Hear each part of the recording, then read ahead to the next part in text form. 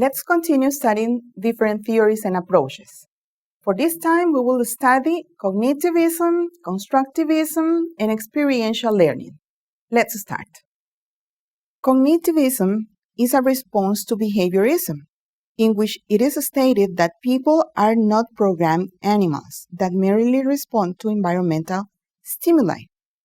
People are rational beings that require active participation in order to learn, and whose actions are a consequence of thinking. Changes in behavior are observed, but only as an indication of what is occurring in the learner's head.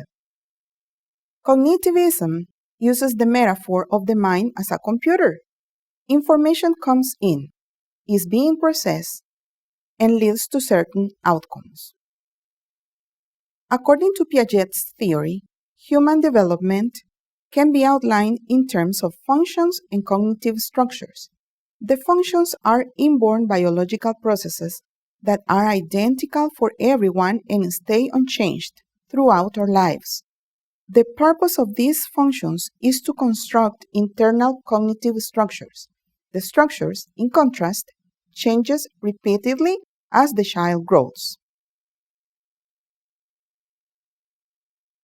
The cognitivist paradigm essentially argues that the black box of the mind should be opened and understood. The learner is viewed as an information processor, as previously mentioned, like a computer. Constructivism, a theory with Piaget and Vygotsky as their main proponents. It states that learners are not passive recipients of information, but that they actively construct their knowledge in interaction with the environment and through the reorganization of their mental structures. Learners are therefore viewed as sense makers, not simply recording given information but interpreting it. It states that new information is linked to the prior knowledge. The constructivist classroom relies heavily on collaboration among students. There are many reasons why collaboration contributes to learning. The main reason it is used so much in constructivism is that students learn about learning not only from themselves, but also from their peers. When students review and reflect on their learning processes together, they can pick up strategies and methods from one another. Experiential learning. Experiential learning theory builds on social and constructivist theories of learning, but situate experience at the core of the learning process.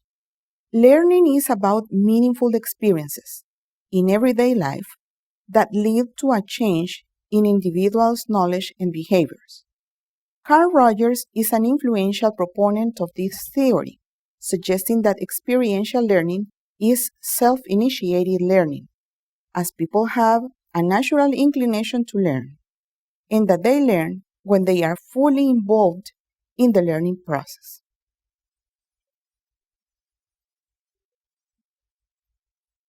Rogers put forward the following insight. 1. Learning can only be facilitated. We cannot teach another person directly. 2. Learners become more rigid under threat. 3. Significant learning occurs in an environment where threat to the learner is reduced to a minimum. And 4. Learning is most likely to occur and to last when it is self-initiated. He supports a dynamic, continuous process of change. This dynamic process of change is often considered in literatures on organizational learning. For further information related to the topic, access the following link.